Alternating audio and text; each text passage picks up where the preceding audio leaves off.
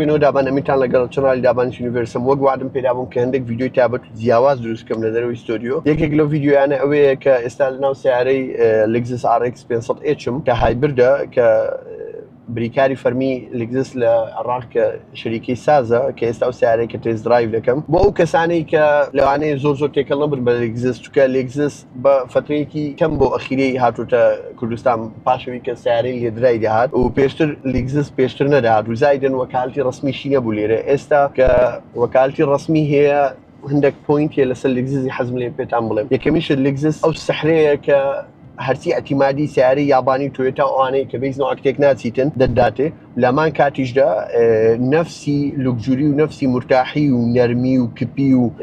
قووەتی لێخوڕین و هەموو ئەو دەوروبەرەی کە دەیبینن لەناو ڤیدیۆیەکە دەداتێ وەک سیارەی ئەڵمانی یعنی ئەو باشترین و زایدن اقتصادی کە هایبردە کە هایبردی تۆیۆتا لە ڤیدیۆی تر چەند باسم کردێ کە هایبردەکەی ینی وەصف ناکرێت چونکە ئەوەی ئێستا هەیە جەنەرێشنی پێنجەمەوە بۆ شەشەم دەڕۆن کە لە ساڵی 92 کە یەکەم جار تۆیۆتا پریەس هایبردیان دروست کرد. لێکزس ئەو کۆمبینیشنەیە کە هەرچی شتە شازەکانی تۆیۆتا کە تێک ناچی لەناو ئەو سیارەی و زایدن هەموو لوکجوری سیاراتی ئەڵمانی تێدایە بەس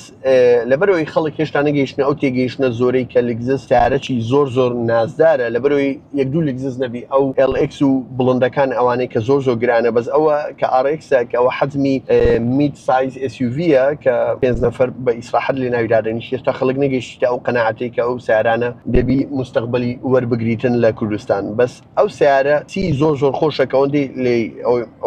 ینی ئەوەی میڕاشە سیارەکە بێتام کپە و بێتام موریحە بێتام نەرمە و لە عین وەختیش قووەتی زۆر بەخۆت ئێستاوە کە پێی لێ دەنێم باوەڕکەن ئەڕێک بیبەرە سیارەکە یعنی ئەوە پەنجانەوە ئینزار پێ بوو کە دەڵێ سپید لیمیت ئەکسیدت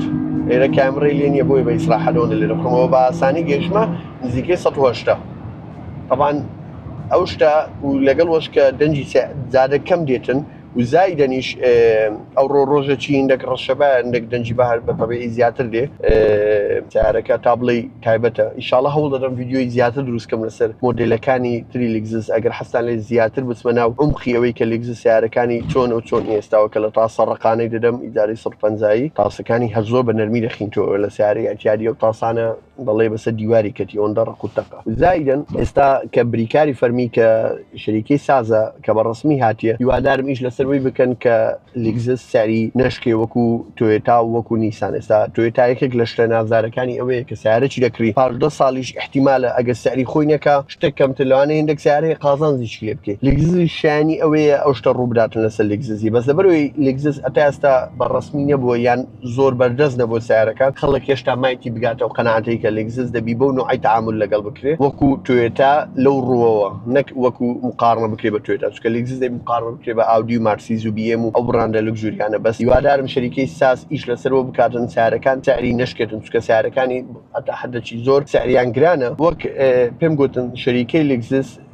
کە ئێستا بە فەرمی لەلایەن کۆمپانیای ساز و بریکاری فەرمی لە عێراق هیوادارم شەریکەی ساز ئیش لەسەرەوە بکاتن کە سیارەکانی لێکزس سیاریان نەشکێتن وەکو تۆیۆتا و ئەوانە نەک مقارنە بکرێت وەک تۆیۆتا چونکە لێکزس سیارەکی لوکژوریە دەبی مقارنە بکرێت بە مارسیز و ئاودی و BM و ئەوانە چونکە بڵێ نەڵێ سیارەکانی لێکزس سیارەکانیان گرانە دەبی خەڵک تەشجیع بی بەو نوعی سیارەکان بکرێت. ئێستا بۆ نمونە سیارەیە کە نرخی هەر چەندە پێویست ناکە لە ڤیدیۆی نامێ باسی بکەم بۆی بتوانن سەردانی شەریکەی ساز بکەن لەوێندە نرخەکانتان پێ بڵێن چونکە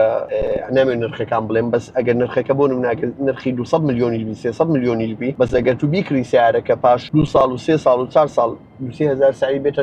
خوارێ 200,000 دلار ئەکید بە تەشجیع دەبی و سیارە بکڕی پارێ بۆ بەرهێنام کە ئینڤێست بکەی لە لێکزس نەک بچی براندە چیری بکڕی بە لێدرایی بەس بۆی لە ترسی زەرەر و ئەو شتانە بۆ نمونە براند ئەڵمانیەکان دەچی BM چی لێدرای دەکری لە ئەمریکای بۆی ئەگەر بفرۆشیەوە زۆر زەرەر نەکرد چونکە لە شەریکەی BM هەرکوو دەربینی بە سفری یەکسەر دەفتەرێک ساری دێتە خوارێ بۆ خۆم خۆی تەجروبە مێ BM بە سفری کڕیە گە پێتا بڵێم ئێستا چەندەم لێ زەرەر کردی لەوانەیە هەر بە خۆشم زەڵتە لێم درا نەکەرەنگۆ نامێ ڤیدیۆکە زۆر درێژتر بکەمەوە لەبەرەوەی کاکندرێنەوە نییە کاکندرێن لەگەڵە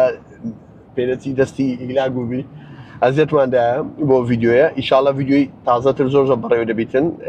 خواتان لەگەڵ گەورەیە زۆربەی تەچە ئەوانەی ئێرە شاشەیە دیزاینەکەی سوکانی زۆر کچکەیە سپۆرتی حەزم لە سوکانی کچکە و سپۆرتیە بەس شاشەکە ئێرە بەداخۆ نەکچکەیە مقارتم بە سیارەکی ئەوها لوکژوری ئەوە ئاوێنەکەی شاشەی کامێرەیە هەندێک کەم لێ ڕاهاتیمە پێست سیاری وام نەبووم و زایدن ساوند سیستەمی مارک لێڤنسنی تێدایە براندێکی ئەمریکیە و زایدن لە ڕووی مەتریاڵی ژوورێ سیارەکە زۆر نەرم و سۆفت مەتریال زۆر تێدایە شاموا و جلدی تەبیعی و کەمترین ڕێژەی پلاستیکی تێدایە و لە هەمان کاتدا بەس ئەو دوگمەی پاوەڕی سیارەی تۆزێک خەز دەکەم لەسەرێ ئەگەر لە جێکی شاراوەتر بە قسم دەکرد جوانترە 360 کامێرە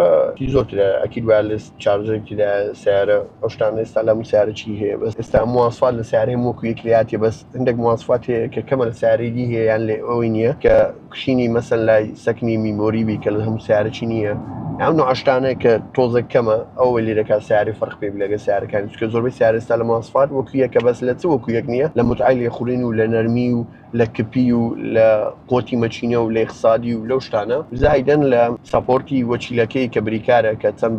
سەپۆرتی ئەو شەریکە دەکاتن لە ڕووی سپێرپارت و لە ڕووی سیارەکان ینی پاش ماوەیە کە پێویستیان بە سیان و سرویس بی هەموو پارچەکانی ئەسڵی بی و احتیمامی بە کەستمەرەکانی خۆی بدات ئێستا منافەزەکە لەو شتانەیە نەک لە وڵای سیارە کوشین جلدە ئێستا هەموو سیارە کوشین جلدە تقریبا بەس ئەو جلدەی کە بەکاردێ جلدەکە و زایدن ئەو جلدەی کە تەبیعیە یان کوشین سارد و گەرمە ئەکیدی ئەو کوشین سارد و گەرمە وەنیە کوشین سارد و گەرمە ئەکیدا بۆیە دەڵێن کوشینەکە ساردە